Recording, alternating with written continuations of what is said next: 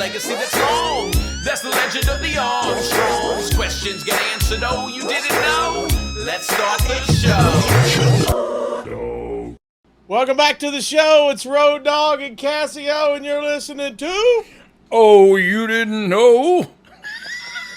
I pointed the wrong way. It's okay. I could have been over there. You don't know. Well, on my screen, you're over here. I'm telling you that right now. What is going on? That's a Mel Brooks movie from the get-go. Or like, right over there. He went that way. You take them north. You take them west. Guy. I'm going to stand around here in a circle. This always reminds me of Brian Regan, the comedian who says, oh, yeah. Have you ever been behind he goes, I was behind a log truck the other day, and we got passed going the other way by another log truck. And I thought, if you need logs over here, and you need logs over here, why didn't y'all call each other and just stay in your own spot? Oh, that's actually really funny because right around all my neighborhood right now is all getting sold and kind of houses joining, not real close to me, but all around there, and they are clearing tons of land, and there are log trucks going everywhere. But what I think about when I think about log trucks is like Fatal Attraction. Or not Fatal Attraction. What's the movie? Final Destination. Fatal Attraction is where they boiled a rabbit, right? I was like, I don't remember totally different. The log truck. No. After he ate the boiled rabbit, he cracked a log. Look, there's a correlation. Just bear with me. Hey, y'all got like a lot of logs in Florida. Yeah. I remember as a young man, we went and we played football. And we had a tournament down there. And somewhere in Florida, and now, are you talking about football? Or are you talking about soccer? Football, American football. Okay, because we had a lot of international talent listening. We were somewhere down there in the Panhandle, and I'll never forget. We got out on this practice field ready for a tournament, and all we could smell was the paper plant. Was the oh yes, Cantonment. I guarantee you, it was right near Cantonment. We had 35 13-year-olds puking everywhere, trying to run and heavy breathe in it. Oh yeah, it's you got to roll the windows up, and for about 14 or 15 miles going through there, whichever way the wind's blowing, you're going to catch it. And there's a couple of them right through here. It was bad. It's progress stinks. I remember the coach was, man, you guys rewarded. We're going to a tournament in Florida. And we're like, we're getting on the beach. Yeah, we're inland. We're not anywhere near a beach. Water's nowhere near. No, just Blackwater River is all you got. Sand and smells. That's all we got. Mouths.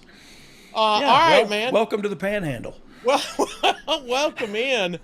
Let's look back. I don't even know what we're talking about, but how have you been personally? Last time we spoke, you fell.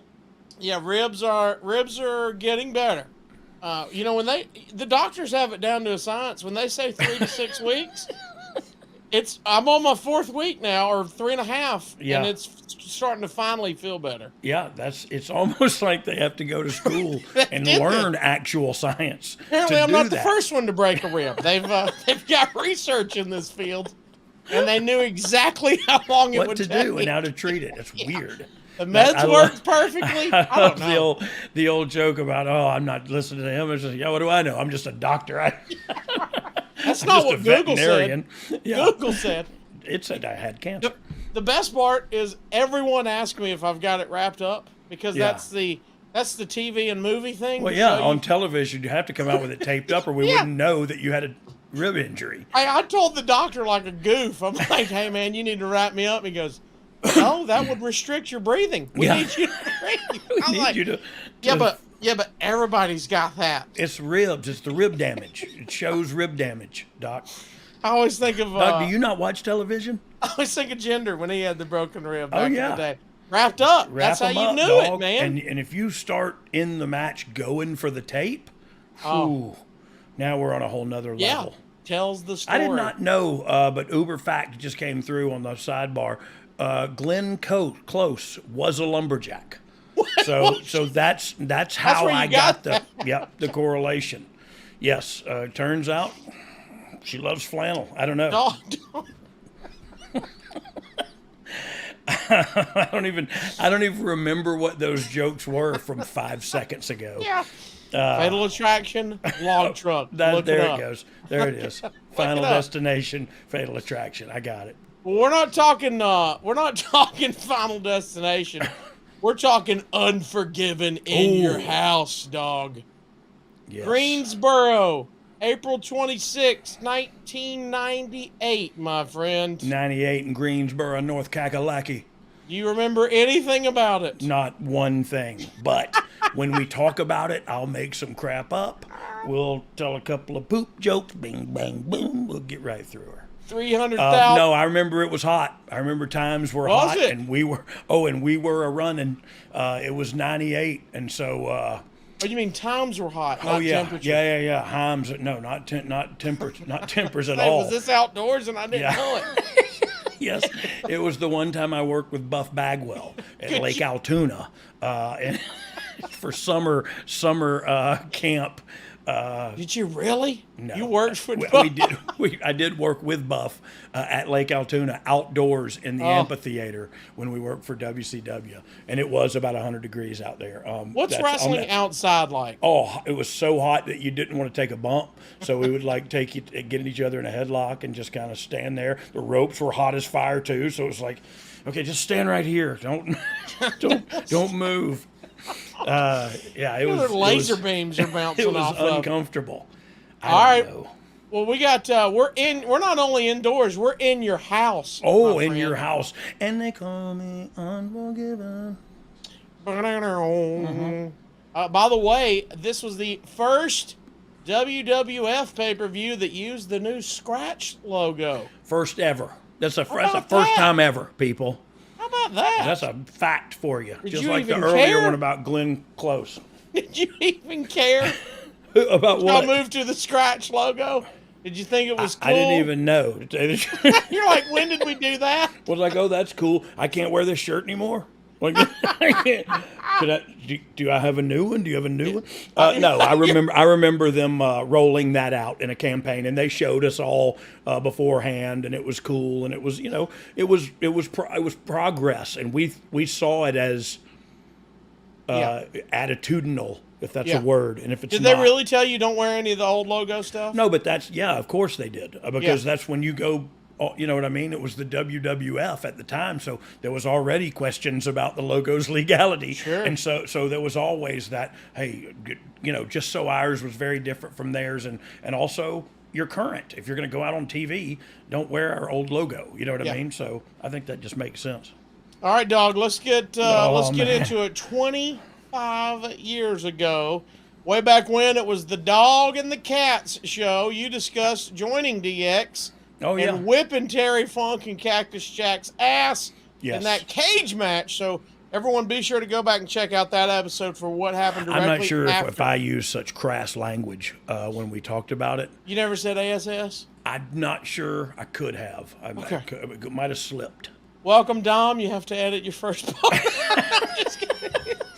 We're just kidding, Dom. That episode, you guys talked about what happened after WrestleMania 14. But let's talk about the dynamic changes with you and Billy being in DX now at this point. With adding you, Billy, and Sean all in one night, did you guys expect to be the top heel group considering Sean was working with Austin before he went away? Well, I'll tell you what, like so surprise, surprise, I never looked at it like we're top guys or not.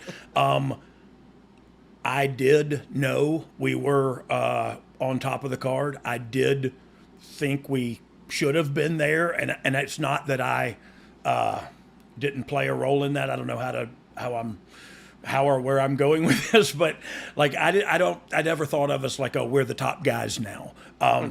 But we were in a really good spot. And I just kind of thought, like, if there was a top guy, look, I was never the top guy. I considered myself very important.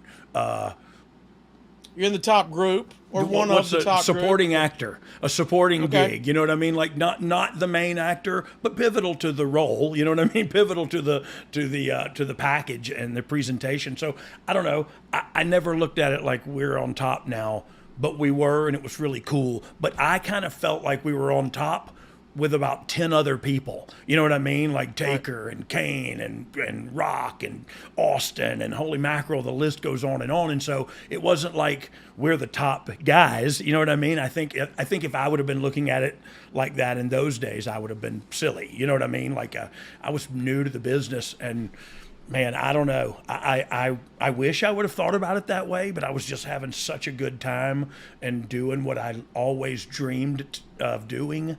But it's also to what you said earlier. It's why the company was so hot. There's so many guys that were considered top guys that were on. I mean, just look at the roster. So many Hall of Famers.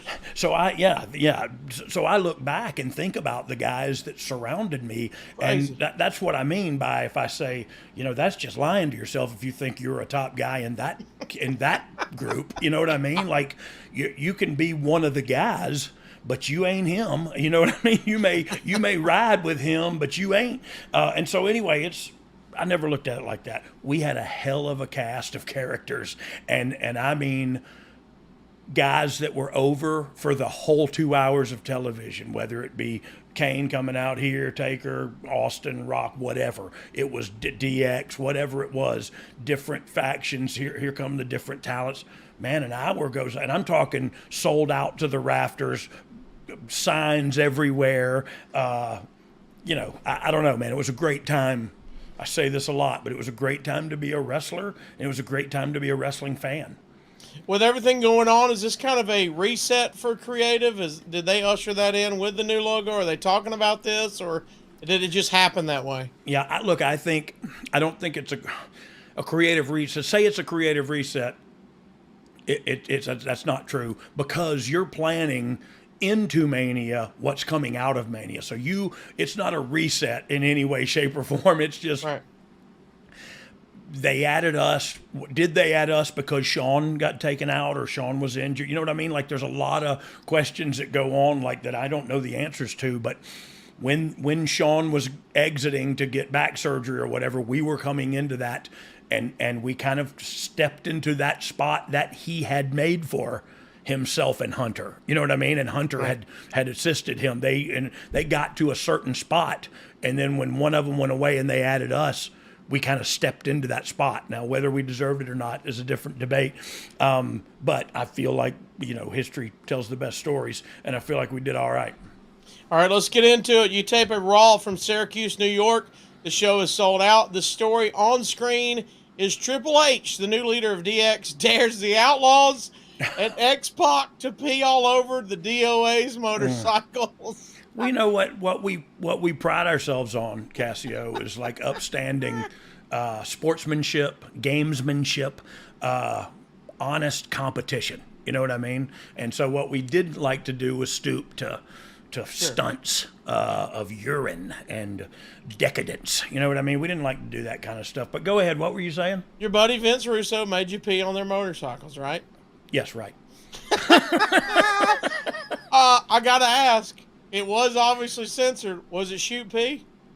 It was shoot pee, and I was a lot younger man, so the shoot pee was shooting. You know what I mean? Yeah. So yeah. So it was not supposed to be, and so I don't know. This is another thing of why boys will be boys, right. but why would you do this? It was literally for no reason. Just because our people who worked on them and cleaned them and everything is going to have to do it. Not Don Ron Harris. They ain't clean. They're not. And look at those son of a guns. If I wanted to pee on their bikes, I wouldn't. But anyway, we did. We did it. We did it, and me and Kid just laughed at we thought we won the World Series. What do you think they were going to do? Just pixelate it and not show anything, or squirt something out of a hose? No, we had little yellow, almost like you suck the wax out of a baby's nose or boogers out of their nose. Okay, one of those little things you could squeeze and it would just go. And so we had those filled with liquid that looked like urine. I think it was apple juice or something. We ended up drinking that and just peeing on them. I wish they would have came in, you squirting that in your mouth and just whizzing everywhere. Like this. Oh God. We showed them on screen. You've had a long history with the likes of Brian Lee and the Harris brothers. Yeah. Give us a good story with Brian Lee or the Harris brothers. Oh, good Lord. I can't tell you one without somebody getting arrested afterwards. But I tell you what, we have been around a long time together, through Smoky Mountain, through USWA, through everything, and then through, of course, through WWE, WWF back in the day. So yeah, those guys are great friends of mine. Now I've fallen out of contact a little bit with Brian Lee, and I saw him and I spoke to him via text through Wolfie D, who was at a signing with him. But Brian Lee was pivotal in my sanity, because he's a funny dude, man. He's a big, funny dude, yeah, that don't mind. Yeah, there he is. Hey, hilarious, and hey, don't mind throwing hands, don't mind talking his way into it or out of it. But for a while there, it was real fun to go out with those three guys. I'll tell you that much. And you might get beat up, but chances are you weren't going to. You know what I mean? They were big bad boys, and they didn't mind being that way. They were just really look, still great friends. He's Donnie, big dude. He's like what, 6'7" or so? Oh yeah, no, he was at some times he was jacked throughout his career. He was a Smoky Mountain heavyweight champion. I loved him in ECW and stuff. So yeah, he's been around a long time, and I love him to death. But the Harris boys still work around Nashville. Donnie's the manager of the Municipal Auditorium where we did the Flair's last match. Oh, that was Don Harris is the manager of that building. So yeah, I got to spend some time with him that day. Yeah, there it is. There we go. There it is. Yeah, that I got to spend some time with him that day. Just real good friends. They actually got me a real good opportunity. Here's a little story, but it's not it's kind of anticlimactic. They got me an opportunity to go through Vince and everything to go and record with Sawyer Brown. Mark. Really? What's his name? Mark Miller. Mark. To me, Sawyer Brown. Anybody who's got a name like that, he's Sawyer Brown. Sawyer Brown. Udi, Jethro Tull. They don't have a name. That's their name. Yeah. Actually, the race is on. Hey, so what was I saying? They got you a chance to record with Sawyer Brown. Yeah, with Sawyer out at his ranch in his recording studio, and we were doing it. And we were laying some tracks down, and we were doing it. We actually went out there too with Ronnie and K-Dog to do the 3 Live Crew stuff. But then I started doing some singles country stuff, and I got hammered and screwed the whole deal up. And so, bing bang boom, Brian's a failure. During that show, Helmsy would get the pin with a pedigree on chains. Any memory of this? No. Okay. For the love of God. Hello. The amount of times I sat on the outside selling something and watching Hunter hit the pedigree. They all blend together at this point. Yeah. It's like them logging trucks. LOD 2000, baby. Ooh. Would make the save afterwards, since they on a battle royal at WrestleMania to earn a tag team title match against you and Billy at Unforgiven. Ooh. Legion of Doom 2000 with Sonny. Did you think that was the gimmick or a refresh they needed to get back on track, or was this the same LOD with Sonny? What do you think? Well, what do you think then? I kind of thought then like what I think now. I think it was, trying to slap a new coat of paint on something that was tried and true, and I don't think it needed it. And nothing against Sonny. Like she always was professional around me and came to work when she came to work. And so I don't know. That came out wrong. But I don't know. I just felt like they didn't need it. They're the Road Warriors, man, and I'll forever see them. You can change their name to the Pigeons of Doom and the whatever. I don't care what. And they're still the Road Warriors to me. What did you think at that point with the Attitude Era ushering in? They're kind of that, stalwart carryover from the character days, or however you want to say it. But did anybody think they were running its course, or was everybody still like, hey, they're the Legion of Doom. Let's figure out how to make them happen. So I am 100% positive that there were those conversations going on above my head, like Sure. in booking meetings and creative. Like, have they reached their limit? Are we there with them? But like I said a second ago, to me, they were always the Legion of Doom, or the Road Warriors, all of the above. You know what I mean? And they were always the greatest tag team in the history of the business. You know what I mean? They were always, and that's just who they were to me. And I probably got, big britches and didn't act like that all the time around them. But I regret that, and I wish I had of, because they're still in my mind. They're, them and rock and roll, and there's just a few teams that you say in that breath, and they're one of them, and so they always were to me. What were they like at backstage at this time, 98? The same. Look, you know how all work and no play makes Jack a dull boy. Well. So Mike was all play, and Joe was all work, and so they got by. You know what I mean? But that's the way it always was from the moment I met them, and I bet if you talk to either one of them today, they'll tell you the same about the New Age Outlaws. It really was all about working out and looking good and doing good and being good, and I was just having a blast. You know what I mean? And so, Mike and I both, when I get the chance to see him again, I'll definitely talk to him about, does he wish he would have taken it more seriously? Because sometimes that's a question I ask myself. Should I have taken this all more seriously? And just lead you down a rabbit hole, because no, obviously you shouldn't have, or you would have. You know what I mean? You did what you did. NMLS number 65084, equal housing lender. Woo! Tax season is here, which means you've received or are expecting that tax refund any day now, and you're thinking about what to spend it on. How about a new home? With SaveWithConrad.com, we're helping renters become homeowners every single day, and it's more affordable than you think. You don't need perfect credit. You don't need a huge down payment. In fact, you may not need a down payment at all.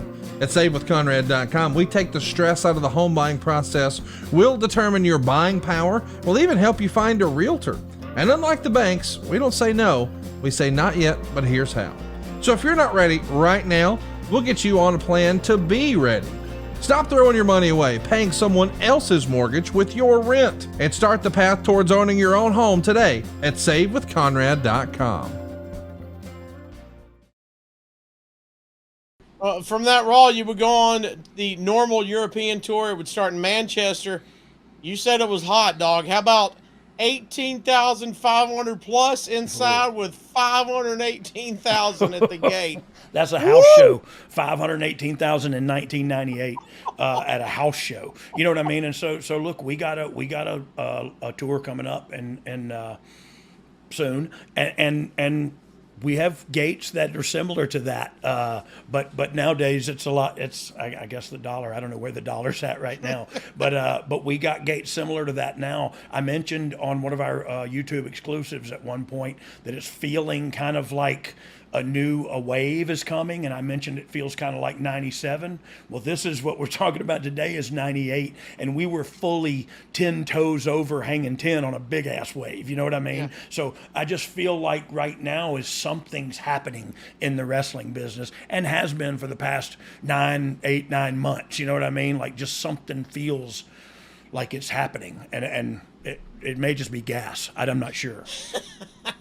How were European tours? Are they fun? Oh man, they were the funnest, and I'll tell you why. For me, I had seen at this point I had seen a couple, but for me, there was nothing in the States except for maybe a WrestleMania where there was that many people standing there waiting for you to get out of the hotel, to get out of the van, to come out of the building, to come out. Like, it's holy mackerel. This is crazy. I mean, it's got to be what the Beatles felt like when they came here. You know what I mean? Incredible. Only I was really high, and I'm not sure if they were at that time. They might be. Well, look, that was another great time, and I'm not gonna tease about it. It was also party time, man. It was post-Mania. It was going overseas where everybody loves you, and it's party time. And so, are the fans taking care of you there? They got to take care of you if you're going to have the extracurriculars, right? Oh yeah, they're gonna believe you Yeah. me. They're gonna take care. Yeah. But they're gonna do that anywhere. That's part of the problem. If you're Right. if you're gonna partake, they will have it for you. Can't so avoid that's- it. You know, that's. I look back now and say that's bad. But at that time in 1998, we're on top of the wrestling world and we're in the UK selling out venues. Yeah, we were having a good time, man. And I don't say I regret it, but I don't remember it to regret. You know what I mean? I'm told we had an outstanding time, and I still can get back into the UK, Yeah, according to my man. passport. Canada, however, is a different story. Speaking, well, we'll get to that. Speaking of not getting into the UK, LOD 2000's gear did not arrive in Europe. Do you remember this? They didn't get to dress like the new gimmick. Did anybody rib them about it? No, I don't think so. And tell you the truth, the LOD was not guys you ribbed a lot. You know what I mean? Like it's basically like Brock. You know what I mean? Like, okay, I'll talk to him and shake his hand, but then I basically just hide and cower and say, for the love of God, don't throw anything at me or hit me.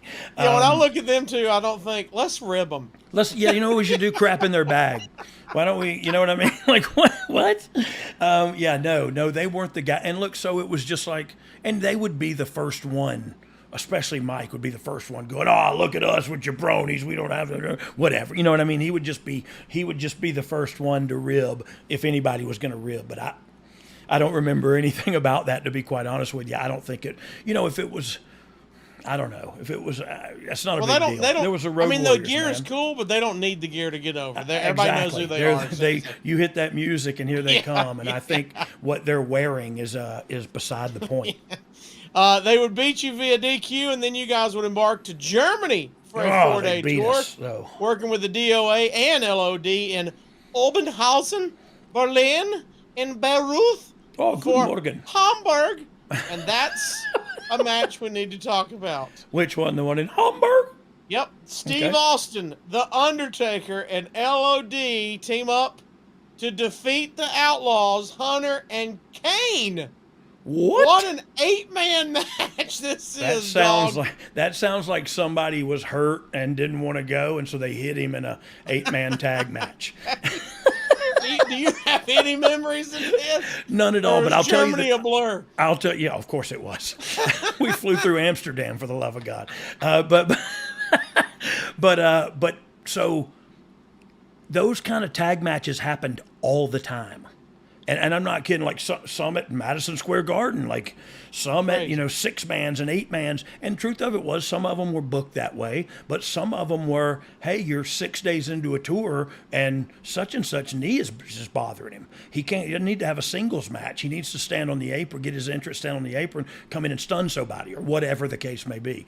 I'm just using Steve as an example, but it could have been anything that was above my pay grade, and I would have come in the next day and went, oh, cool. Okay. Do you remember teaming up with Kane much? He seems like the outlier there. He is the outlier to me there, but of course the last thing I remember was getting beat at at WrestleMania with Kane on my team by the Shield. So it happened. Yeah. We were, but I also, him and X-Pac were together a lot, so I wrestled with them and against them a lot, so it doesn't seem that crazy to me. You return home on April 13th, 1998. The WWF finally defeats WCW and ends the 83-week streak when Raw's ratings comes in higher than Nitro's. The show itself was built around Vince McMahon's in-ring debut and a match against Stone Cold Steve Austin. I know you've said before, hey, you kind of focused week to week. You weren't really looking at the ratings, and that was above your pay grade a little bit. But did you feel that night in Philadelphia? Did y'all feel like it was going to happen? Or were you in that, hey, blinders on, we got to do our job? Yeah, that's how we look. And a lot of people, I at least for the most part, the people I hear who were at least in the conversation about who's driving forces on what brand and everything, I feel like everybody says the same thing, man. We were just doing our jobs and doing it to the best of our ability, and we totally expected to be going ahead of them at any time now. So it was, for us, it was like, yeah, we're just working here. We're gonna win this thing because we want it more. You know what I mean? And that was kind of our look. I know in Degeneration X that was our thought process, and we might have been all kind of young and in the midst of something that was huge together, and so we kind of looked at each other and were like, let's friggin' do this, man. Let's and so we did. We charged full steam ahead, and didn't find out till the next day, of course, that the early ratings are in, says we beat them. Like, it was almost like it's a heck yeah moment, and it's an attaboy moment, but it's also like it's about time. You know what I mean? We've been kicking and telling good stories, and they were doing everything but having Jay Leno get color or whatever, and so I don't know when they lost it, but I know when we won it. And it was, I said earlier, I was ribbing when I was reading it. I was like, slow and steady, wins the race. But that's not the truth, because we were balls to the wall. You know what I mean? Right. Like, we were running hard every week. And so, but it was for me anyway, and maybe this is cocky and egotistical, but for me it was like, it's about time you people figured out what show to watch. You know what I mean? That's how I felt anyway. Well, it was a new season in wrestling, and it's about to be a new season here this spring. You need nutritious, convenient meals, dog, to energize you. You gonna talk about Factor? Yeah, we are, baby. Factor is America's #1 ready-to-eat meal kit. It can help you fuel up fast with ready-to-eat meals delivered straight to your door. You save time, you eat well, and you tackle everything on your to-do list because you don't spend time in the kitchen. Dog, you got to try these for yourself, man. I sure did. And I tell you what I love about them is, look, no question here. I'm lazy. So when I get this food and I can put it in my freezer and then I can put it in the microwave for, in less than 5 minutes, I'm eating. I think it's 2.5 minutes. And I'm eating. And I'm eating a healthy portion of food and healthy foods too. So the convenience, man, the convenience, number one, the taste, number two. Also, what came for me was some shakes. There was a strawberry kiwi or something like that. There was some shakes that were really good also. So I got to look into that a little deeper. But they have shakes and meals. Man, convenience. If you're busy, like we are, like trying out different buffets from day to day, these are the kind of meals that you have to have at home ready for yourself. And so Factor's the way to go. Just like you said, with Factor, you skip the trip to the grocery store. You skip chopping. You skip prepping. You skip cleaning up. You just, boom, never frozen meals ready. And like you said, just 2 minutes. All you got to do is eat and enjoy and then get back to whatever you're going to do. Me and Dog's not calorie conscious, but if you're trying to get that beach body, how about you can try dietitian approved, delicious, calorie smart meals with around or less than 550 calories per serving. Yep. And like you said, they've got the shakes as well. They've got the meals. They've got ready to go. Yep. All you've got to do is head to factormeals.com/OUDK50 and use the code OUDK50. That's Is that because 50. I'm over 50? Oh, no, because it's 50% off. Yeah, 50% off your first box. That's code OUDK50 at factormeals.com/OUDK, and you're going to get 50% off your first box. Cut back on that takeout, but add in delicious, time-saving meals with Factor, and we thank Factor for sponsoring the podcast. Amen. Healthy eating made easy right there at Factor. OUDK50. 50, because I'm old. All right, Dog. Yep. Let's talk about your involvement on the show before we get any further. What show are we talking about? The big one. The big one. From The Observer, a chain match with Skull and 8-Ball versus Savio Vega and Jose Estrada Jr. lasted all of 2 minutes and 15 seconds before DX attacked DOA, and then as they celebrated with Savio and Jose, Chyna gave both low blows, turning on him. It was explained it was a no contest because in a chain match, there is no DQ. Try and make sense out of that, since a no contest is basically a double DQ. It was horrible, says The Observer. Chains did a stretcher job. The story behind it is that the week before WrestleMania, he was sent home because he was in no condition to work. He nearly lost his job, but since he's friends with Undertaker, they gave him another chance and led him to Mania and this TV before doing the injury angle to send him home. Dog, do you remember any story about Chains and what happened at WrestleMania? So I'm going to be perfectly honest with you.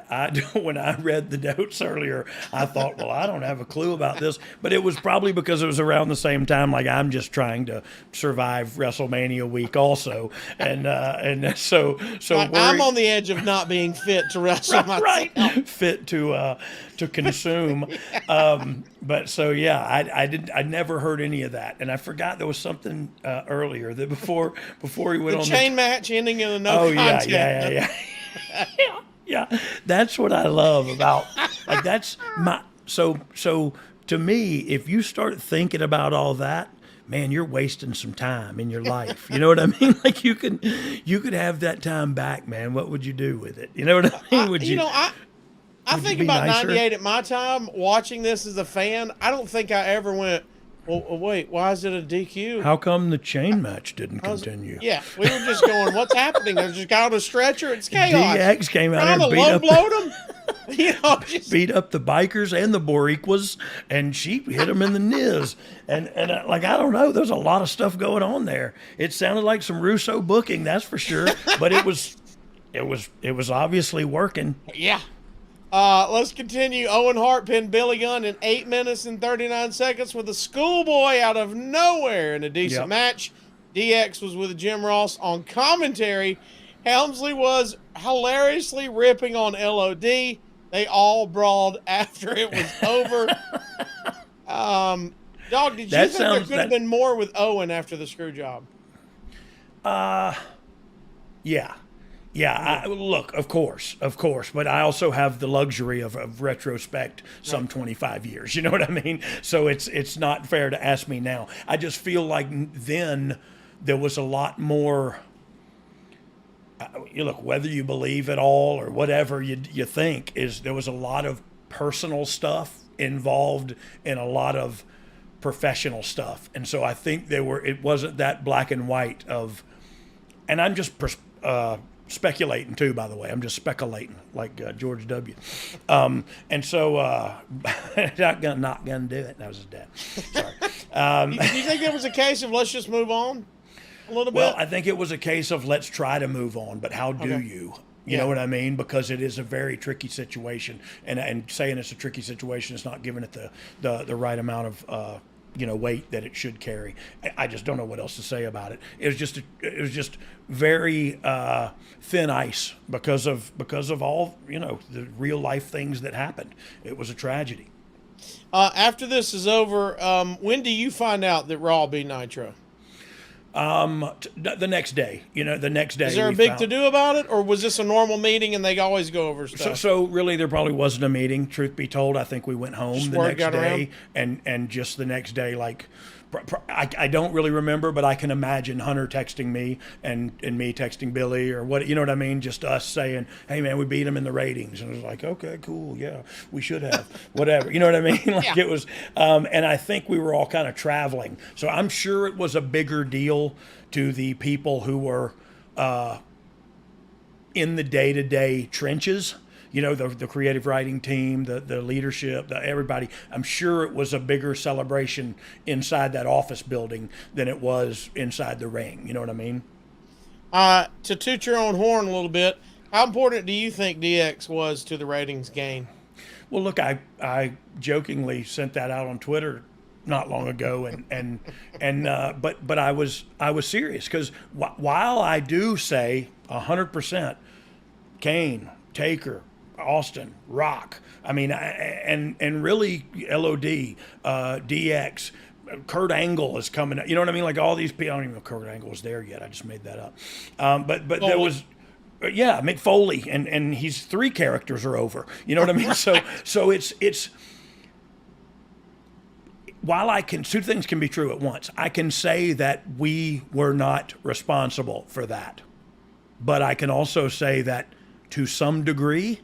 We were responsible for that. Yeah. You know what I mean? I know that's a cop out, but that's just a fact. Like we were a factor in I would argue that Degeneration X were a factor in winning the Monday Night Wars, as you could say, just like the Chow Hall guys in Macon in World War II had something to do with us winning.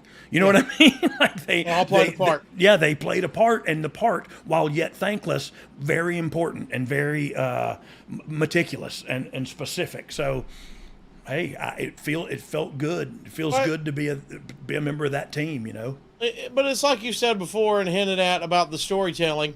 All those guys you mentioned were on one side, but we needed your side to really be invested. Whoever you rooted for, you got the Stone Colds and the Foleys and the Takers.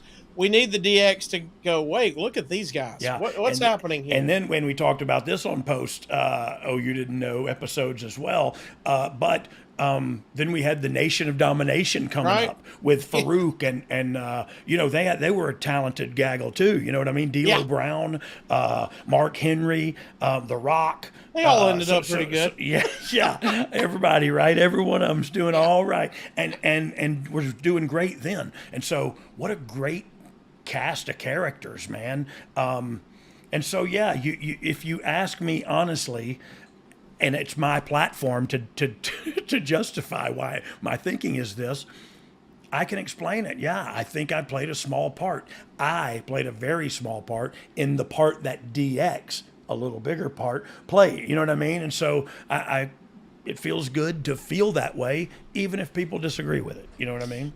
Eric Bischoff recently said what it doesn't, I just wanted to get this in. It doesn't change the fact that Glenn Close was a lumberjack.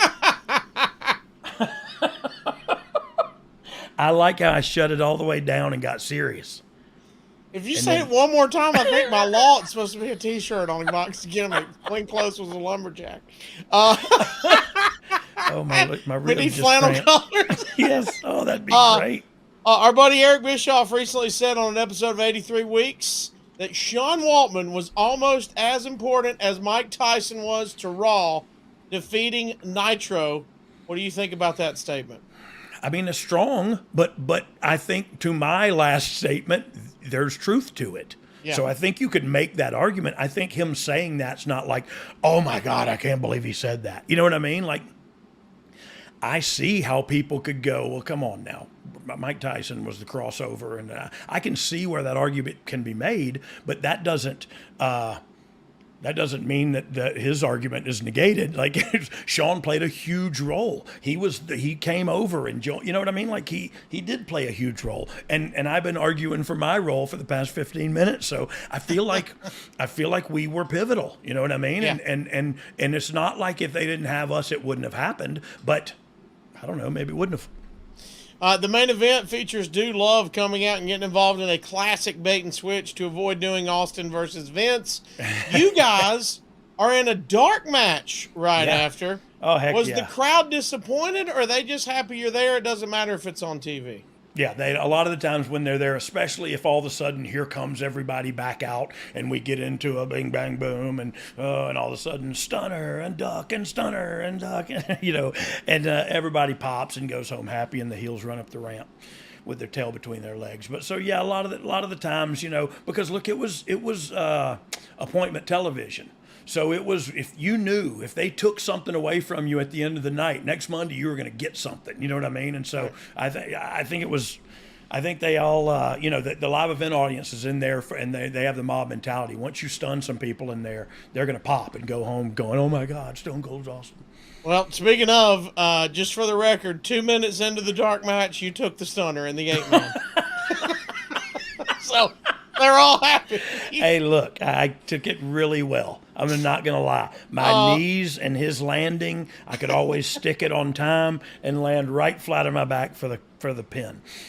So it was, I had it down to a degree. There's actually a shirt that I made I don't think it was the most money I ever made on merchandise, but I made a good penny on the shirt that was sold in Walmart for a while I had the Aunt Jemima headband on, going down in the back, and the braids like this, and he's stunning me, and we're in midair, and that was on the T-shirt, and it was a Stone Cold Steve Austin T-shirt, but I got some change for it too. You were on it. Oh my Lord, it sold like a son of a gun. Yeah. Oh, that's great. The next night, you're in Nassau Coliseum. Dogs, where does that rank? Is that a good venue for you? Yeah, that is a good one. There's several good ones. And Nassau was a good. Look, Long Island. Is that Nassau Coliseum on Long Island? Sure. I think it is. I'm not sure. I'm not 100% sure of that. Yeah, no. But it's a great building. So is the New York territory. So is Uniondale, New York. Same thing. Yeah, Long Island. in Toronto. Yeah, so Toronto, Chicago. You know what I mean? Just for me personally, the favorite is the Tacoma Dome in Seattle or Tacoma or wherever the heck it's at on the border there. But yeah, it's an awesome venue with awesome acoustics, and we were there in '98 and it was hot. I just remember that. Me and Billy talk about that being one of the biggest pops we've ever heard for ourselves. I'll tell you this: if you're a fat guy and you go to SoFi Stadium for WrestleMania, boy, you better get your walking shoes on. Really? If you're gonna catch an Uber. So I'd have had one of them scooters. One of them. I would have punched somebody and stole a scooter if I saw it. Whoa, they're not. That's a big stadium. Big stadium, but the Ubers, boy, they got them ways away. Ways. Yeah. Ways. That's why you got to get a limo to take. I mean, we got picked up by the Forum, which is not the same venue. That tells you how. We got picked up at the Staples Center. We're like, go to another event and find an Uber. You ain't getting one here, pal. Oh, Lord. From the Observer, DX did an interview where they triple dog dared. I mean, can you even do that? Yes, you can. You jump straight to triple dog? There was a double dog in between there that we didn't televise. Well, it was a dark double dog. They triple dog dared Triple H to whip it out on television. Yep. They came out with Triple H wearing a trench coat, vowing to whip it out, and showed spraying water on the fans from behind. But when the camera shot him from the front, he was spraying a super soaker and not urinating. It wasn't. Or giving the fans a golden shower. Both terms, by the way, that good old JR used to hype the segment. He used the term golden shower? Yes, so dog, I want to ask you right now, can you do an imitation of JR saying golden shower? Well, I'll tell you what, business is about to pick up. This Hunter Hearst Helmsley just golden showered the third row. I don't know. That's my best Jim Ross. I don't have a good JR. By the way, Glenn Close is a lumberjack. JR is Terry Funk. Mine is all of mine are everybody's Terry Funk. This type of stuff, man, you guys are just going out and having fun every night. We really were. But did you? I know your position is heels here. When did you start to feel, hey, you're starting to get a babyface reaction on all these not situations? long. Like it didn't take long at all. And look, there's those dregs of society that are at the show that are popping from the get-go because you're just being an a-hole. You know what I mean? Like there's those guys. Oh, that's mine too. Mine too. That's what I'm saying is there's those people out there that are doing it, and then all the other people have enough courage to go, I like butthole jokes too. You know what I mean? And then here we go. And so really it was just about loosening everybody up a little bit. And it was a privately owned company, so we could do and say what we wanted to. Yeah, that's a big difference. That helps. LOD and Owen Hart would come out to challenge you for the 6-man later in the show. Again, from the Observer, Triple H and Outlaws beat LOD and Owen in 11 minutes and 25 seconds. When X-Pac hit Animal with a chair and Billy Gunn pinned him after a pile driver, Hawk wrestled like he was walking in his sleep, but the bout was decent since Owen worked most of the way setting up the hot tag. Do you remember this? Is this an issue of Hawk maybe going through his demons right here? I don't remember that. Okay. In all honesty, me and him were probably just equally as messed up. stepping across the ring from each other. Dangerous and silly and not responsible at all, but true. That's just a fact of where we were at. And so, no, I didn't notice him being any more messed up than I was or than he was any other time. You guys are a month into being DX. You're like you said, we're starting to get babyface reactions. Yeah. You're hot as fire. I mean, this is for a new change and a look and a new squad. Oh yeah, this is a big first month. Hey, and it happened fast. I mean, we talked about, and really, I didn't realize it until we talked about in past episodes of "Oh, You Didn't Know" on ad-free shows. Podcast Heat. I don't know who produces this anymore. All of them. Yeah. I'm under a huge umbrella. That's growing, by the way. But I forgot what we were talking about. How fast it was in the first. Oh yeah, we talked about in past episodes of exactly how fast. It was like a month, or something that we were. The whole thing lasted a year. Crazy. The whole I mean, 98. At the end of this year, we start breaking up. You know what I mean? It's like, oh, okay. It seems like my entire teenage years. 100%. It seems like my whole life, and here I am still talking about it. You know what I mean? And I mean, I'm not getting paid to talk about it, but we are talking about it. Did anything change between y'all? Did you start riding together, or is everybody staying the course same? I mean, are you guys going, hey, we're the new clique? I mean, there's a lot going on here. Yeah, but no, we still did the same thing we always did. Sometimes I would ride with Hunter and Chyna. Sometimes I'd ride with, like if it was me and Kid together, it was like, well, who's responsible enough to drive? Y'all got to ride with somebody. So we would ride with just whoever. You know what I mean? Sometimes we'd hop in with it. So we stayed together, but you knew Billy and Chyna and Hunter were going to be at the gym the next morning, and Kid would go to the gym too and do some stuff, and I would not. But it was, we still did our thing. We were us when we got to the dance. We figured, why change us now? You know what I mean? The house show loop in Scranton, Hershey, Lowell, and New Haven was LOD winning every night when Chyna would hit Animal with a low blow while you guys were set up for the Doomsday device. Were you excited to get another match on pay-per-view with the Road Warriors? I mean, that's always got to be a big thing. Yeah, right? heck yeah. Heck yeah. And the truth be told, like we worked with them on all those live events, and look, that's what you do on a live event, right? Is the bad guy gets right up to where he's going to get beat, and then they cheat to get out of it somehow. And so that's the old thing. But yeah, it was going to be awesome to get to work with them again, because we got to work with them the first time and beat them on pay-per-view. It's like, to me, that was in my career, me thinking back about things that were cool and important, like us beating the Road Warriors. That's pretty friggin' cool. I remember among fans, this was online chatter and a lot of talk between fans at Unforgiven, considering this is right around the time Ric Flair was going through his contract dispute in WCW. Was there ever a thought that you might see Nature Boy that day? Was there any rumors backstage about that? No, and even if there was, again, that would have been above my pay grade. Like, I wouldn't have been talking about Ric Flair might come in, you know what I mean? I would have been saying, what are we doing today on TV? And if we're not doing anything, can I leave? You know what I mean? Like, it was that kind of thing for me at this period of time. At Unforgiven, Hunter is taking on Owen Hart, and Chyna was put in a shark cage, and you would come out and help lower Chyna to escape. Let's just, while we're talking about her, always good to brag on her. Yeah. Chyna was a bad woman, my friend. She was bad to the bone, man. Yeah. And to see her is to oogle over her without meaning to do it. You know what I mean? Is to just go like, oh my God. But then to know her and to know her sense of humor and like she's like me. I think she hid a lot of stuff with her sense of humor, and so when we were together, man, we just laughed. You know what I mean? And it was her turn, my turn, your turn, my turn, your turn, my turn, and we just laughed our asses off. And so I always had a great time with her, man. She was the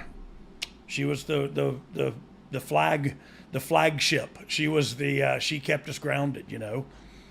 Before we get into the match, Dog, I want to give everybody a reminder. Fight Plus is the ultimate digital platform for live sports and entertainment. Oh, you didn't know? Yeah, they're now offering a free 7-day trial over at tryfight.com. Fight Plus is packed with a premium live event schedule, over 1,000 hours of live action every year, a library of over 4,000 hours on demand, plus exclusive content. Fight is a great partner of ours. They support us, so let's support them. Give that free 7-day trial a try, and you'll be a member for life. That's tryfight.com, TRYFITE.com. Dog, I am a subscriber to Fight Plus, and it is worth every single cent and more. You're getting a bargain. 4,000 hours on demand in the library. So Woo. yeah, you could sit there and watch fights all night. You know what I mean, and all day next week too. Plus 1,000 hours of live action. Yeah. So is that a week? Yeah, you get a week free trial. Yeah, week free trial right there. Fight Plus. Tryfight.com. Oh, you didn't know? Ooh. All right, dog. Let's get to your fight from the Observer. I'd rather New Age not, Outlaws, especially from the Observer. I'd rather not. New Age Outlaws retain the WWF tag titles, beating LOD 2000 in 12 minutes and 13 seconds. The Outlaws claim that Dean Smith, legendary local basketball coach, was going to be in their corner, but came out with a blow-up doll that they called Dean Smith. Let me ask you this: was Dean Smith like really? He was the North Carolina basketball So coach. he's worshipped in this place, right? Yes, he is on top of Mount Rushmore by himself. And then you come out with a blow-up doll. Oh, Lord, just for the people that aren't basketball fans, you know what I mean? I wanted them He to was know. Michael Jordan's coach at North Carolina. The joke of it all was that's what we did, was we took a pee, literally, on everything. You know what I mean? Not just the DOA's motorcycles, but even the coach of North Carolina and Michael Jordan. You know what I mean? Like we did. And so to an extent about what you asked earlier, there's a lot of people out there that are going to pop on that. You know what I mean? Well, the Observer noticed it didn't get the heat that you'd think, which speaks to you guys are starting to get babyface and everybody's loving it. Well, that's the great part about it. Whatever. I'm not listening to I'm not starting to listen to them now. Just because they're putting me over a little bit. Well, when you started hitting babyface, was that a disappointment, or was it like, oh, this is kind of cool move? So no, look, it's not a disappointment for sure. It's just kind of eye-opening when the fans are so fast to jump on that ride that, you know, I mean, think about it. They said, like, wrestling, the purists and traditionalists, and these guys are saying suck it. And all the people went to the guys that were saying suck it. But it was also that time where Stone Cold Steve Austin was drinking beer and shooting the boss a bird and kicking him in the groin and stunning him. And, you know, now he's going to have a match with him this one night. And we promoted that and worked up to it and then did the old bait and switch, of course. But it worked. It drew the audience and it drew them away from WCW and to WWF at the time. And that guy, you know, coached Glenn Close, too, from what I understand. North Carolina Lumberjacks. That was a big team. You remember when they played? She was on the roller derby team. The roller derby. Yeah, the Lumberjills. The Observer says typical LOD match. The stuff with Animal is decent, and the stuff with Hawk ranges from bad to embarrassing. Finally, they teased doing the Doomsday Device on Road Dogg, but Billy Gunn clipped Animal from behind. They mainly worked on Animal's knee for the next several minutes. Animal came back with the single worst-looking dragon screw in recorded mat history on Gunn and made the hot tag to Hawk after Hawk splashed Gunn from off the top. Road Dogg hit Hawk with the belt, but Hawk kicked out. Finish saw Hawk deliver a German suplex on Road Dogg, but ref Jack Dunn only looked at Hawk's shoulders while counting to 3. And I got my shoulder up. Dogg shoulders also on the mat. Oh, I think I got one up. I'm not sure. No, you were both there. I would have to see video evidence of that to believe it. A couple things from this recap. They're really pointing out that Hawk had to be carried at this moment. Did y'all remember that? Or was it like you said, hey, you were going through whatever he was going through. You just were out there doing a match. Well, and also, at this point in time, the world wasn't like it is now where every man for himself and screw everybody else.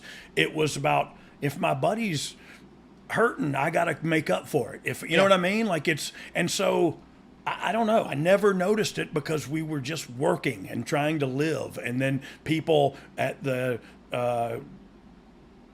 whatever the Observer, who've never been in a wrestling ring before, come in and tell you how this guy's horrible and that guy's horrible, and they're talking about one half of the mother flipping Road Warriors. So it's not ever funny or fair to say, oh, this guy sucks and that guy's like, okay, lace up a pair of boots and work with him in the Budokai, and you know what I mean, or ride. I imagine it has to happen all the time, whether it's, hey, maybe in some cases it is drugs or alcohol or whatever, or they're injured, or they just got gassed quicker than they thought they were. There's got to be 1,000 things that could go wrong in the ring where you have to carry your partner. 100%. And look, I'm not saying that he wasn't screwed up. I'm not, that's not what I'm trying to say at all. I'm also saying that I was along with him. And usually, because I've known him since 91, I think, usually if he has, I have, and vice versa. And so that's the way it went. You know what I mean? And especially if we were working together, it would be like, hey, you and me, just do this and do that. and right, wrong, or indifferent, that's the way it was. You know what I mean? Talk about the finish, fan, not a fan, or were you just happy that it was Doan who ended up taking the Doomsday device and not you? Yeah. I didn't want to cut that backflip, that's for sure. I had taken it before and broke both my big toes. Just because I wore them wrestling boots, like shooter boots, like Asics wrestling boots. God only knows why. I just couldn't imagine my ankles being restricted in a wrestling boot. You know what I mean? Like I needed my ankle flexibility. Movement. Yeah, I needed that movement, and so I just wear kick pads and those, and I landed right on my big toes because I was worried about landing on my head. So I thought, well, I'll flip really fast, make sure I get over. I got over all right. Coming in hot. Yeah, I got over to the emergency room. Well, let's talk about this. You hinted at it earlier. Later that night, Jeff Jarrett sang with the country music group Sawyer Brown. Oh, look As at many that. of you know, Mark Miller, the lead singer of the group. Mark Miller, I was right. He went to high school with Ron and Don Harris. Yep. And they've remained friends since that time. Jarrett had practiced with them for a while, and as a singer did a good job. Anyway, after one song, this turned into an angle as Steve Blackman attacked him. But Tennessee Lee clocked Blackman with a guitar from behind. Jarrett then put Blackman in the figure four while the crowd loudly started "We Want Flair" chants. Dog, did you sing for Jeff here? No. Really? No, I did not. I'm going to be perfectly honest with you. I had no idea he did that. I did not sing for him in this case. Look, and I do know that Jeff went way above and beyond trying to chase a singing career or at least see if he could have one. And they got to a place where like, we could probably do this. And so I don't know why that ever fell apart, but he was always, they also play a lot of basketball. Mark Miller had a big basketball court in his big barn, and Jeff's a baller, and the Harris boys and Mark Miller and all them were ballers. And so they played a lot of basketball together and grew up together a little bit. How about this tidbit? Also on the show was the first ever Inferno match between Undertaker and Kane. What'd you think of that? So it was new and awesome, but it didn't follow the hype. You know what I mean? Like I feel like they did all they could do with what they could do. I just feel like if we had it now with the technology and the safety, right, all that stuff. And technology, dude, that would be awesome. Now you could probably light a dude on fire.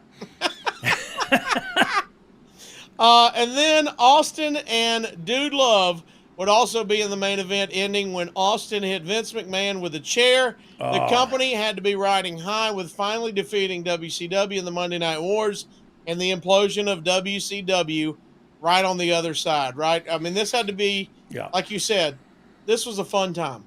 Yeah, it was a blast. And truth be told, like it was a blast all the way up until they bought WCW. You know what I mean? And then it was like, oh, okay. Now it's just us. Now what do we do? And I think I got fired around that time anyway. That was right after I was special guest referee for the lumberjack match of Dave Meltzer versus Glenn Close that closed the show in your house. That's where everybody knows Glenn Close is a lumberjack. She won. She won the lumberjack match. She beat Dave Meltzer. Let's get to some fan questions, dog, about this night. WWE Master 2018 says, Ooh. Where did you find that doll? I mean, what store did you find the blow-up doll? Well, it wasn't in a store. It was in my luggage. That was a Florida special, baby. I got it right there on 75 South, where it says "We Bear All," and it's it's the Cafe Risque. Never bear all. Never mind. But no, I didn't get it there. I don't know where. We just, WWE is great because you just go like, hey, we got this idea where we want to have this blow-up doll and a birthday cake that says "suck it," and like 2 hours later you have both of them sitting there, and so it's. I was about to say that means some PA went out and had to buy a blow-up doll. Yeah, yes, and an ice cream cake that said "suck it." So I swear it's for wrestling. I swear it's for wrestling, guys. This blow-up doll's for wrestling. It's for later tonight. Hippie Bree or Hippie Bry, I'm not sure, Brye, but either way, they're a hippie, and they want to know. Hey guys, thanks for all the work you put in each week. During your opening promo, JR makes reference to how much pride this must be bringing to the Armstrong family. So I got to know, wondering how many blow-up dolls did the Bullet accompany to the ring? Well, I'm sure that JR was saying that in jest. But I'm not sure if Bob ever was escorted to the ring by a blow-up doll. But I know I, for one, have had several very interesting interactions with blow-up. Anyway, go ahead. What was the next question? Brad Stanton wants to know, is LOD 2000 a better sequel than Blues Brothers 2000? Yes, I will say yes on that for sure, only because of my pure love for the gentleman we're talking about. But yeah, Blues Brothers 2000 was a bad idea. Bobby KF5GTX says, Dog, were you a part of creative decisions when the new DX was being discussed, or was it all just presented to y'all? Thanks again for the podcast. I really enjoy watching it each week. Oh, man. Thank you, Bobby. Yeah, thank you so much for listening, man, and for chiming in. So, no, I was not in on the creative decisions, but I would just find out what I was doing when I got there. And, I wish I would have paid more attention, but that's just not how I was at the time. Yambag Jones wants to know. Yambag. A lot of people in wrestling seem to have a Hawk impersonation. Let's hear it, Dog. Do you have one? So I'll tell a little story, and it ends with the Hawk impersonation. Yeah. So this is probably 1991, and I'm in the Marine Corps, and I'm stationed in Washington D.C. at 8th and I Marine Barracks, and they come to, I think it's Landover or something. They come to wrestle somewhere, and it's close enough, so I go to wrestling, and I go to the hotel bar afterwards, and it's funny. It's not funny at all, but it's just ironic that Bushwhackers, one of them just passed away. Wow. And so one of them just passed away, and so we were sitting. Yeah, it was Butch.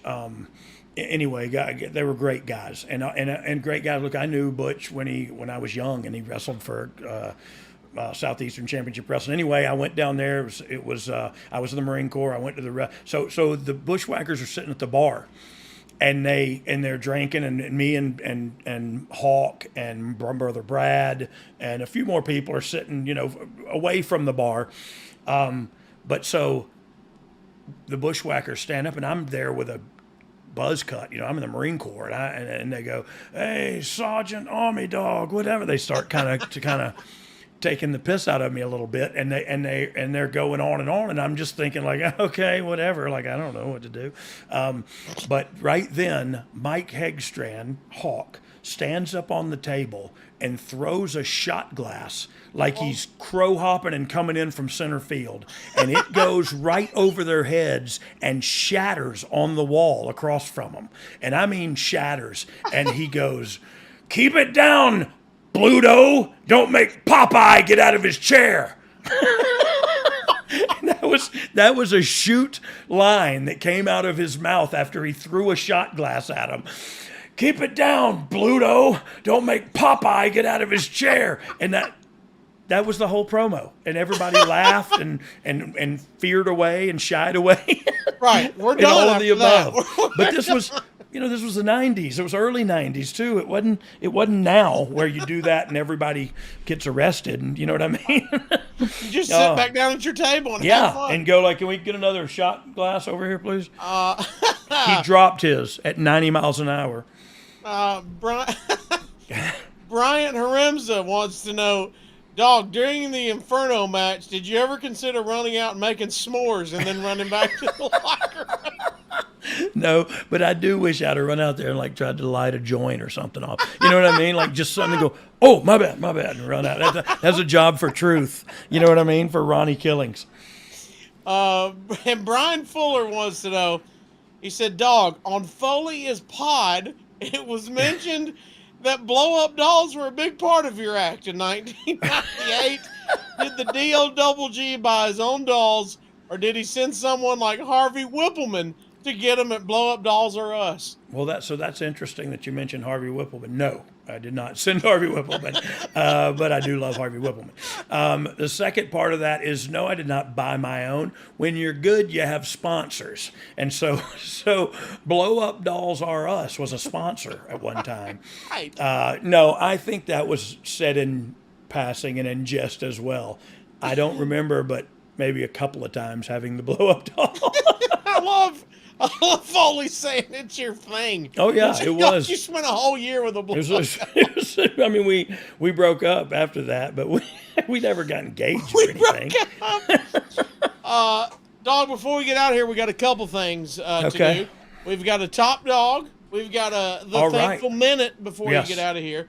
Real quickly, I want to talk about this. Next week, though, we're going to be discussing the greatest Royal Rumble, the WWE's first trip to Saudi Arabia, booking a 50-man Royal Rumble. Oh, yeah. The controversy with Chris Jericho, Rusev, and The Undertaker, the steel cage match with Roman Reigns versus Brock Lesnar. A lot of meat on that bone next week. A lot to unpack.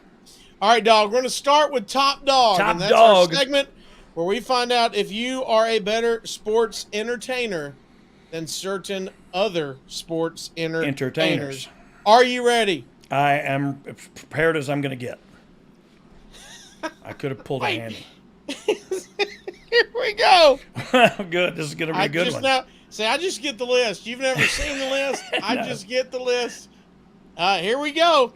Number one, are you a better sports entertainer than Val Venus? Oh. Man. If anything, he was an entertainer.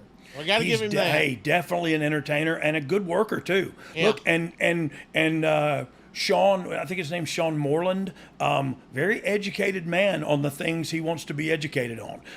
Right, wrong, or indifferent, whether you agree with him or not. He's a very smart man about a lot of things. They just happen to be controversial, all the things he's smart about. But however, like, if you hear him tell it, it ain't controversial, and he's got an argument, and so I don't know. Am I a better? No, I'm gonna say yes, I am. There we go. Yeah, that's the correct answer. I was hoping it was, but I still am not sure, 100%.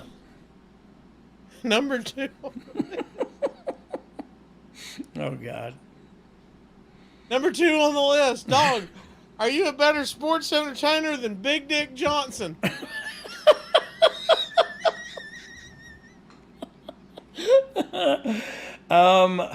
So I'm gonna say.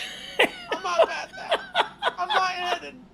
So yes, I am. I am 100%. Oh man, 100%. Well, that was not the picture I expected to pop up. BDJ. If you're watching on our YouTube, BDJ. Look at that. He's ready to rock and roll. He is ready to rock and roll. Is that Shawn Michaels? Who is that standing Looks like there? a young buck. Or Yeah, I don't know who that is standing there. It looks like Wow.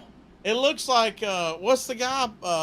What was the party boy from Jackass? What was him? Oh, it was Matt Hardy. It is Matt Hardy.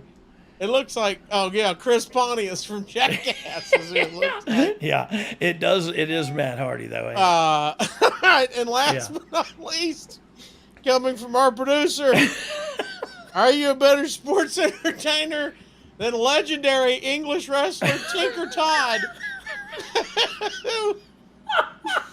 If you don't know the story, If you don't know the story on Tinker Todd, I just did a live Q&A with the legendary David Crockett, who said in his wrestling days, he remembers Tinker Todd because he was English and he would poop before a match and not wipe properly, so everybody would have to smell it.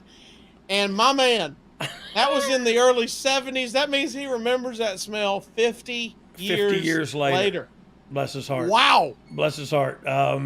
Any interactions with Tinker Todd? David's never been to war, apparently. You smell things. You smell things. You do. So what I do want to do right now is, before I say whether I am or not a better sports entertainer than Tinker Todd, I want you to read his other names, his other monikers that he was known as. Alter egos. He was El Verdugo. Then he went to Oliver Windrush. Yeah. Then he was Ramon Napolitano. Of course he was. Ray St. Clair. Sir Albert Lansdowne. Sir Francis Sinclair. Ooh. And then he was Tinker Todd. He was part of the Royal Kangaroos, my friend. So that's where people will know The him Fabulous from. Kangaroos. The Fabulous Kangaroos. NWA Tag Team Champions. Yeah, what was the other cat's name? Al Costello. Al Costello, Abbott's twin sister. He was Italian. And his signature move was the boomerang, my friend. Boomerang. I mean, How that's... about that? Look, having said all that and taken time to take that in, yes, I'm a better sports entertainer. But it sounds like he had a heck of a career. Yeah. That not only did what few do today, but jumped the pond and early and got domestic recognition over here. He wrestled for Mid-Atlantic Jim Crockett Promotions as early as 1952. Wow. And wrestled his last match in 1973. How about that? Yeah. That's pretty incredible run, man. Old mud butt Tinker. Stinker Todd. Mud butt Stinker. Well, you're 3-0. Stinker Todd. You're 3-0 for Stinker Todd today on that. Let me get some promos in because we're going to go out on the Thankful Minute. We want to go out on a high note.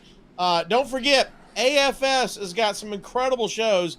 How about they have a Jim Johnson episode, Dog? Oh, wow. You've talked about him before. Yeah. He created the soundtrack for generations of WWE fans. Iconic themes, Yep. The Undertaker, Stone Cold, Ultimate Warrior, and yes, Degeneration X. Legendary composer Jim Johnson joins Conrad on an all-new Conversations with Conrad to discuss the psychology and creative process behind the music we all grew up on. Available now only exclusively at adfreeshows.com, where it starts for just $9. You get thousands of hours of bonus contents, new live recordings of the new podcast, premium watch-along events, and you can see the live Q&A I just did with David Crockett, where he talks about Tinker Todd not wiping. Todd. We want to thank all of our sponsors for today's show. Amen. That is Factor, and that is Fight Plus. We appreciate that. And if your business targets 25 to 54-year-old men, there's no better place to advertise than right here on Oh You Didn't Know. You've heard us do ads for some of the same companies for years. Why is that? Because it works. It works. It does work. And with our super targeted audience, there's very little waste. So go to advertisewithdog.com and find out more about advertising with Oh You Didn't Know. Big or small, give them a call. See if they can help you. Let us help you grow your business. We always want to give a shout out to The Grateful Book by Eric Bischoff and Guy Evans. It's out on Amazon or bischoffbook.com. And before you leave here, Make sure you like, subscribe, leave a 5-star rating on all platforms, and be sure to follow us on social media. As you can see, he's at Brian R.D. James. I'm at the Casio Kid. The show is at You Didn't Know Pod. And on YouTube, go to youtube.com/DOGG. And plus, all the merchandise. I don't know if we've got any merchandise picks ready, but if you do, producer Dom, go ahead and throw that up. If not, make sure you go to boxofgimmicks.com. The infamous I'm a Fergal McDivitt guy. Oh, look at that. Oh, you've got that, and you've got the jersey. Go ahead, sling that jersey back up. Yep. I know those are running out. We only have 69 of those, and those are running low on inventory. So go now to boxofgimmicks.com. Plus, the Let's Go to Kill Terry Funk t-shirt is available there as well. Dog, before we get out of here, we want to end on a high note. With so much negativity on social media, we want to spread positivity. That's why we put 60 seconds on the clock for the Thankful Minute. And Dog, you get to tell us what you are thankful for in your life. He teased you. Okay, I'm going. So look, there's always something to be thankful for. And that's why, so look, you could throw this minute up at any time of my day, and I guarantee you I can give you a minute of stuff I'm thankful for. I'm going to get a little sappy on you right now, Casio and Dom, because I'm grateful and I'm thankful for the relationships that I've got with you guys, that I have with you guys now, that this time a year ago, I didn't even know who you guys were. And now I have a relationship where I consider you guys friends, and I call you and I text you and I say mean things and dirty things over text threads, and we all laugh. And look, I have a good time with you guys. And so I'm thankful for the relationships that we are nurturing here every week. And I'm also thankful that I got to special guest referee that match between Glenn Close and Dave Meltzer, where she was the infamous lumberjack Glenn Close. We'll work on that on the merchandise. Be looking for that at boxofgimmicks.com. Glenn Close is a lumberjack. Should be a top seller. We'll make 7 of those. She's a lumberjack and she's okay. She works all night and she plays all day. I don't know how the song goes. It's an old Irish thing. Great stuff, man. Always good to talk to you, brother. Hey, I want you to go out thinking about this. Tinker used to poop and then not wipe and then wrestle folks. Did you ever have anybody like that? It was the 50s. Look, a lot of people pooped and not wiped. Did they even have toilet paper in the 50s? I'm not sure. Who can be sure at this point? There's no way to find things like that out. If you don't like smelly wrestling drawers, or if you don't like this episode, we got 2 words for you. Suck it. Oh, I look so mad.